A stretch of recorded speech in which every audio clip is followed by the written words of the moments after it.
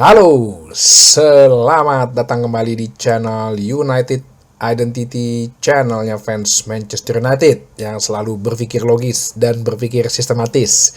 Masih bahagia ya sampai hari ini, walaupun udah lewat kemenangan kita terhadap Leicester City, ya apalagi masih aja dihubung-hubungkan dengan kekalahan Liverpool. Gini ya, sedikit intermezzo dikit ya, preview dikit lah. Gue tuh paling aneh kalau dibilang ada klub ngerayain, gue pernah bahas kan ya. Apalagi kayak Newcastle gitu. Ya elah, Piala Carabao Cup aja ngerayainnya. Ya begitu sih, tim mediocre. Namanya juga tim mediocre, ngerayain Carabao Cup aja udah rasa menang juara Eropa. Bukan itu. Lu harus ngerti, ini intinya semua adalah olahraga ya. Dalam olahraga kan ada semboyan tuh yang disuka di Olimpiade kan, Sitius, Fortius, Altius kan, tercepat, terkuat, terdepan. Ini mereka membawa, ini kan permainan teamwork ya permainan teamwork. Bahkan dalam permainan individu pun juga pasti perasaan lo ketika lo menang, memenangi sesuatu itu ya, itu lo itu membayar segala jerih payah lo gitu ya, membayar segala kelelahan fisik dan kelelahan mental lo, plus lo membahagiakan fans lo gitu. Newcastle itu kan udah 50 tahun nggak pernah juara, sampai ada beberapa video tuh yang ayahnya akhirnya bisa melihat Newcastle juara gitu. Terus kenapa lu mesti nyinyirin sih, men? Even pun saat itu yang main misalnya tim di bawahnya Newcastle dah, mereka juga pasti akan senang. Even pun tim besar gitu, Manchester United, Manchester City, Chelsea, mereka pun juga pasti akan merayakan. Karena yang namanya kemenangan ya itu emang harus dirayakan. Dan apalagi lu bisa membahagiakan fans. Itulah indahnya sepak bola. Berarti maksud gue tuh kalau yang komen-komen yang aneh gitu, satu nggak pernah, mungkin dia nggak tahu sepak bola kali ya, cuma asal nyerocos aja, nggak pernah main bola gitu ya istilahnya. Terus yang kedua, gue rasa sih hidupnya nggak pernah menang gitu ya, hidupnya jadi pecundang melulu, jadi dia nggak tahu rasanya menang tuh gimana. Menang dengan jerih payah loh ya, bukan menang dengan curang gitu, bukan, menang dengan jerih payah sendiri itu beda rasanya. Jadi ya orang kayak gitu mah nggak usah diladenin ya, semoga mereka ke laut aja yang kayak gitu-gitu. Oke, gini, gue mau bahas satu topik. Jadi kemarin tuh pas lagi reaksi pandangan mata, ada yang chat gitu ya, di kolom chat bilang, Bang, kira-kira keyakinan lo peringkat berapa nih finish Manchester United di musim ini? Oke, sekarang ini kalau lu bicara peringkat ya, setelah kemenangan kita kemarin, itu kan kita sekarang di peringkat 13 dengan 37 poin. Nah, gue jawab, kalau seperti ini sih ya masuk 10 besar deh, gue nggak muluk-muluk gitu ya. Masuk 10 besar menurut gue itu adalah langkah yang bisa diraih gitu ya, capaian yang bisa diraih ya, karena dengan catatan konsistensi. Nah, terus gue coba otak-atik tadi informasi segala macem, terus gue menemukan satu informasi gitu loh, bahwa Inggris kemungkinan besar, sangat besar kemungkinan di musim depan ya, ini Liga Inggris nih ya, negara Inggris akan mendapatkan 5 tempat untuk masuk dalam spotnya Champions League Eropa. Kenapa? Karena dari berdasarkan koefisien nilai, nah ini kan ada koefisien nilai, itu Inggris menempati peringkat pertama berdasarkan data sampai tanggal 13 Maret. Inggris peringkat pertama dengan 24,250 dan Spanyol 21,678. Di peringkat 3, 4, 5 terusnya itu ada Italia, Jerman, Portugal, Prancis, Belgia, Nederland, Yunani, dan Norwegia. Nah, kenapa England bisa menjadi nomor 1? Kalau lo inget tahun lalu kan kita tuh pernah tuh yang sempat kejer-kejeran tuh, yang kita udah ngarep banyak tuh, wah Inggris bisa peringkat 5, bisa dapat jatah 5 nih. Tapi faktanya akhirnya Italia sama Jerman yang dapat jatah 5 tempat untuk di Champions League. Dan waktu itu kalau nggak salah Italia itu Bologna, sedangkan Jermannya Borussia Dortmund ya, padahal Borussia Dortmund finalis tuh. Nah, kenapa bisa menjadi koefisiennya tinggi? Karena tim-tim dari liga itu masih banyak yang berlaga ya di kompetisi Eropa. Kalau lihat Inggris kan contoh, kalau di Champions League masih ada Aston Villa, masih ada Arsenal. Sedangkan di Europa League masih ada Tottenham Hotspur dan Manchester United itu sendiri. Sedangkan di Conference League itu masih ada Chelsea, dan performance mereka bagus terus, apalagi Manchester United kan belum terkalahkan, menang terus gitu. Jadi poinnya tuh gede didapatkan. Nah, kalau Spanyol itu kan di Champions League ya masih ada itulah ya, si Barcelona sama Real Madrid. Atletico kan udah tersingkir, makanya agak sayang juga kalau misalnya di babak knockout gitu antara sesama negara, klub dengan satu negara tuh berhadapan tuh merugikan sebenarnya. Sedangkan di Europa League itu masih ada hanya Atletico Bilbao. Ya, Real Sociedad udah nggak ada. Tapi di Conference League itu masih ada hanya Real Betis. Nah, sedangkan kalau mau lihat di negara-negara lain di bawahnya, Italia, Jerman, Italia itu kan di Champions League cuman ada Inter Milan ya. Di Europa League cuman ada Lazio. Di Conference League cuman ada Fiorentina. Jerman di Champions League juga cuman ada Bayern Munchen sama Dortmund. Di Europa League cuman ada Eintracht Frankfurt. Di Conference League gue kurang tahu siapa. Jadi England masih banyak nih negaranya nih ya, dengan performa bagus juga gitu, sehingga kayaknya sih agak sulit tergeserkan gitu ya. Ya walaupun misal nih yang Champions League yang menang klub Spanyol antara Barcelona atau Madrid, namanya kan dua-duanya masuk final tuh biar Clasico.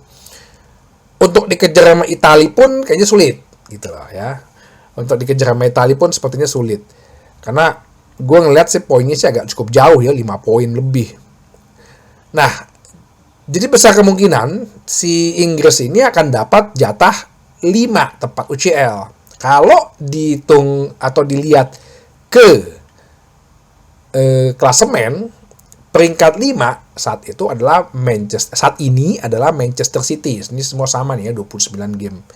Dengan poin 48. Jadi kita ini sebenarnya beda 11 poin dari peringkat 5 yang dimana bisa masuk ke Champions League spot ya, dalam sisa pertandingan 9 game. Nah, pertanyaannya bisa nggak dikejar? Gini, gue kan kemarin tadi kan bahas ya, bahwa sepertinya permainan Ruben Amorim sudah bisa makin dipahamin gitu oleh para anggota timnya. Tapi kendala pertama itu masalah cedera. Ya, ini yang menurut gua bisa jadi satu hambatan. Itu makanya gua tuh dari awal waktu pas ya channel ini dimulai lah, gua selalu bilang, gua tuh mengutip pernyataan Sir Alex Ferguson bahwa Liga Inggris, nah sebenarnya dia bilang Liga Inggris, tapi pada dasarnya ya secara luas itu maksudnya itu kompetisi liga. Itu sebenarnya dimulai tuh di bulan April. Nah ini nih situasi seperti ini nih. Nah itu yang pertama gue lihat bahwa di bulan April ini memang menjadi the final round ya, putaran final nih sampai akhir musim. Kembali ke pertanyaan awal, bisa nggak Manchester United mengejar ini 11 poin saat ini ya gitu ya. Nah Kalau melihat tadi performance yang gue bilang sepertinya Manchester United bisa udah mulai memahami nih pemain-pemainnya nih, apa keinginannya atau idenya Ruben Amorim. Gue ngeliat sih konsistensi sepertinya bisa, ya. Konsistensi sepertinya bisa. Walaupun yang kedua nih, lawan-lawan yang kita hadapin di sisa 9 pertandingan ini menurut gue cukup berat. Kenapa gue bilang cukup berat? Karena ya kita masih akan melawan Manchester City walaupun itu di kandang. Terus sebelumnya lagi kita akan melawan Nottingham Forest yang dimana yang mengalahkan kita. Terus melawan Newcastle United, tandang sang juara Carabao Cup yang juga ngalahin kita di Old Trafford.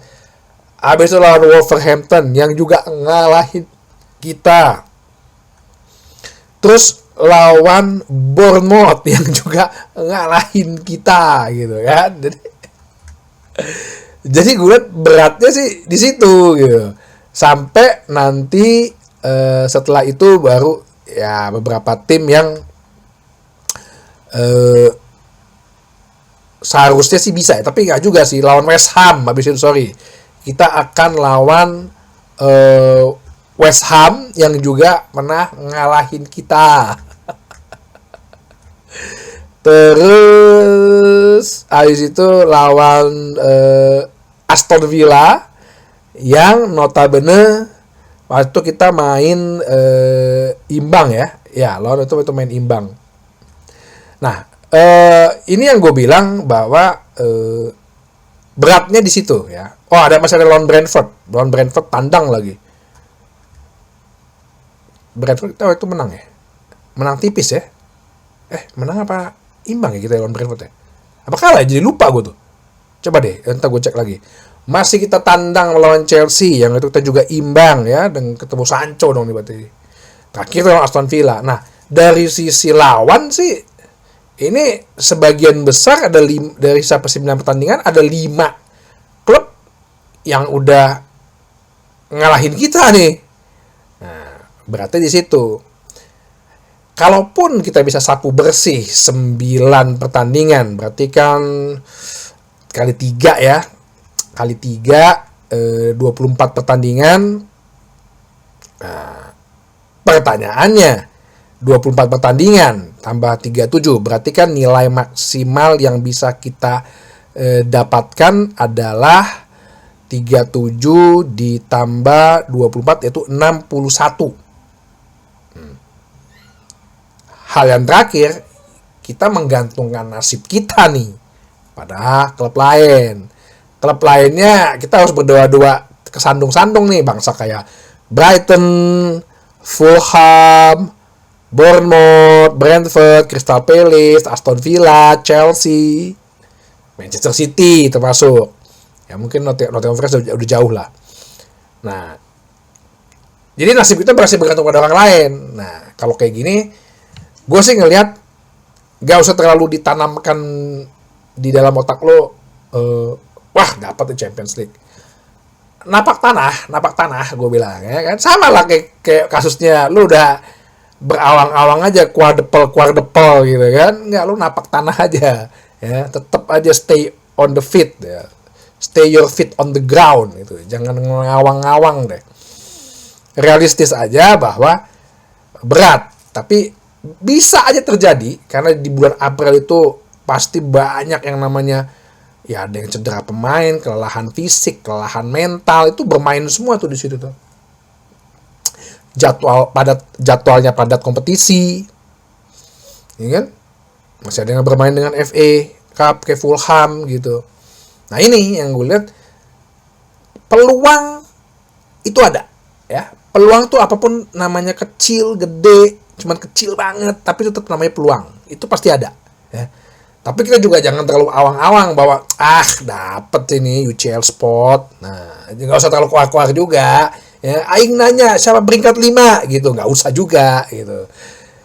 Yang penting sih kita konsistensi. Seperti yang gue bilang, manage segala pengharapan lo bahwa kita ini pre-season sebenarnya. Pre-season untuk musim depan. Ya, bongkar pasang, eksperimen, gue rasa Amorim akan terus melakukan gitu. Jadi Kalau ada konsistensi pun, kita sapu bersih nilai nih, sisa 9 kali 3 27 ya. Iya 27 benar, 27 jadi 64 benar ya. Bukan 24 ya.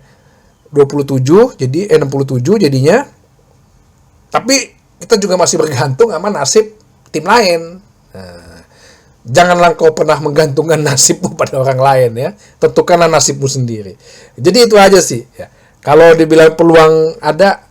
Kalau berharap, biasanya berharap ya di luar.